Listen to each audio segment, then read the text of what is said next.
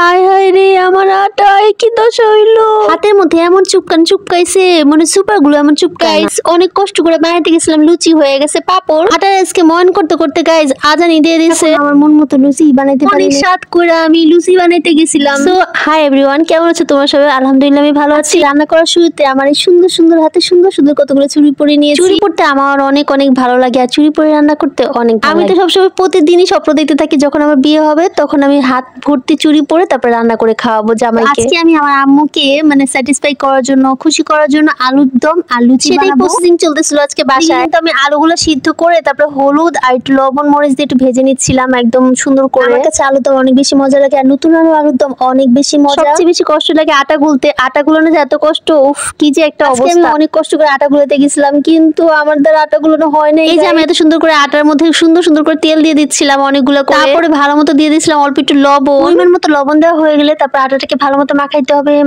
আর মাখানো হয়ে গেলে মানে একটু মুষ্টি হয় সেরকম ভাবে নিতে হবে। মোটামুটি আটাটা মাখানো হয়ে গেলে পরে একটু দিয়ে দিয়েছিলাম পানি। একটু করে পানি ঢালতে আমি এমন পানি ঢেলে দিয়েছি গাইস। আমি অল্প অল্প করে পানি ঢালতেছিলাম আর বলতেছিলাম কেন যে আটাটা আঠালো হচ্ছে না। তো একটু পর পানি দিয়ে আটাটাকে আঠালো বানানোর ট্রাই করতেছিলাম কিন্তু আটা দেখে আঠালোই হয় না। তারপর জিদ্দের ঠেলায় গাইস অনেকগুলো পানি একসাথে দিয়ে দিয়েছি আটার মধ্যে। তারপরে এমন আঠালো হইছে গাইস কি আর কইতাম, এমন আঠালো হইছে আমার দুই হাতে আটা উঠে না, আটা ছাড়ে না আমার। কিন্তু আমি আলুটা হচ্ছে কি চুলা দিয়ে আসছি, এদিকে দেখি যে শব্দ হচ্ছে যে আলু পুড়ে যাচ্ছে, গ্রাম আসছে। তাড়াতাড়ি করে গেলাম চুলার কাছে আর যে তাড়াতাড়ি করে আলুগুলো না দিতেছিলাম যাতে আলুগুলো লাল লাল হলে তারপর আবার নিয়ে। তারপরে গাইস এই আঠালো আটার মধ্যে আমি এক গাদা আটা মিশাইছি, তারপর সে জাতের হয়েছে কি আর করার। তারপর দেখি আমার আঙ্গুলে একটু করে লেগে যেতেছিল। মনে চিন্তা করতেছিলাম আম্মু দেখলে এখন কি যে বকাটা দিব আমার। লাস্ট টাইমে আমি দেখছি ইউটিউবে এটারে হচ্ছে আটার উপরে একটু তেল দিয়ে রেখে দেয়, তেল ব্রাশ করে রেখে দেয়, তাই করতেছি। এদিকে আমার আটাগুলো কিন্তু জাতের হয় নাই, এই দুঃখে আমি আমার বোনকে দিয়ে দিয়েছি রুটি বানাইতে, মানে লুচি বানাইতে। প্রসেসিং করতে করতে এদিকে কিন্তু আজানও দিয়ে দিয়েছে, আর একটু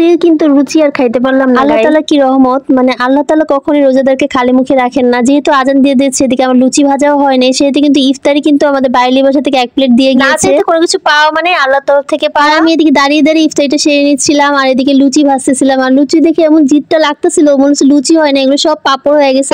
ভাজতে এমন হয়েছে এগুলো এত শক্ত হয়ে গেছে, মানে কামড়ে পাপড়ের মতো খাচ্ছিলাম। প্রত্যেকটাই পাপড় আর কি মানচিত্র টাইপের হয়ে গেছে। তো আমার বোন বলতেছে এগুলো পাপড় বানাইছো নাকি লুচি? তো আমি বললাম যে যা খুশি মনে করে খায় ফেলাও, চাইলে আমি তোমাদেরকে আলুর দমের রেসিপি দিয়ে দিই। আবার তোমরা কইবা যে পাপড়ি লুচি বানাইতে পারেন না, আবার আলুর দমের রেসিপি দিবেন। আপুরা বিশ্বাস করো আমি আসলে আটা রুটি এগুলো বানাইতে বিরক্ত লাগে, পারি না। সো হচ্ছে কিন্তু আলুর দমটা আমার অসাধারণ মজা হয়েছে, এটা তুমি দেখলে মুগ্ধ হয়ে যাবে। আলুর দম আর লুচি কিন্তু আমাদের বাইরের বাসায় আমি দিয়ে আসছি, মানে এটা কিন্তু ইফতারির পরে মানে মাগরিবের নামাজ পড়ে তারপর এটা 7টার দিকে আমি খাওয়া দাওয়া শুরু করছি। বাইরে আন্টি অনেক খুশি হয়েছে আর বলছে অনেক মজা হয়েছে। সো ডোন্ট মিস মাই আলুর দমের ব্লগ। আর এরকম সুন্দর সুন্দর ব্লগ দিতে চাইলে অবশ্যই আমার পেজে ফলো দিয়ে পাশে থাকবে, আর যারা ইউটিউব থেকে দেখছো এটা সাবস্ক্রাইব করে দিও। এবার বলছি বাকি কথা কালকে কমনে guys. Thanks for watching, tata.